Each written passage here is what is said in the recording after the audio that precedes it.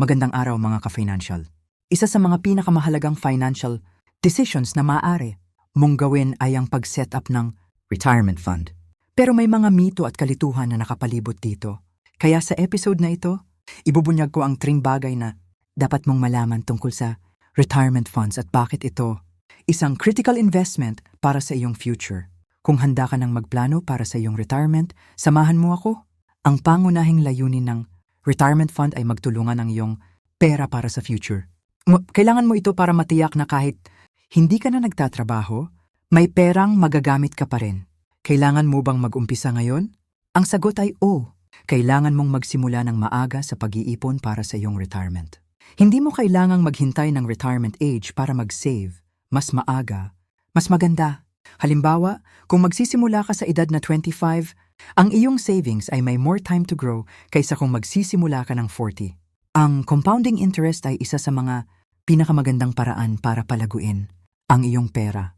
Kung mag-invest ka ng maaga, makikita mong mas mabilis na dadami ang iyong ipon habang tumatagal. Ngayon, tatalakayin ko ang 3 bagay na kailangan mong malaman tungkol sa retirement funds at bakit hindi ito dapat baliwalain. Unang-una, ang retirement funds ay may mga tax advantages. Ang mga kontribusyon mo sa retirement plans ay karaniwang tax-deferred. Ibig sabihin, hindi mo kailangang magbayad ng buwis sa iyong mga ipon hanggang mag-withdraw ka nito. Halimbawa, kung nag-iipon ka sa mga pension plans or voluntary retirement savings accounts, hindi mo kailangang magbayad ng buwis habang nagpapalago ang iyong pera. Ang tax advantages na ito ay isang malaking benepisyo dahil mas malaki ang mapapalago mong halaga kapag hindi mo kailangang magbayad ng buwis agad. Ikalawa, may iba't ibang uri ng retirement funds na maaari mong pagpilian tulad ng SSS, Pag-ibig at private pension plans. Ang Money 2 ay may mga feature na pwede mong pagpilian depende sa iyong financial goals.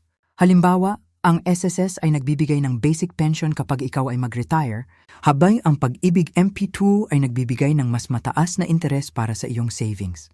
At panghuli, ang pinakamagandang balita, walang age limit sa pag-invest sa retirement funds.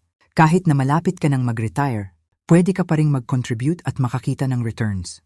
Inang Pag-ibig MP2 at mga private pension plans ay bukas para sa lahat at maaari mong simulan kahit malapit ka ng mag-retire.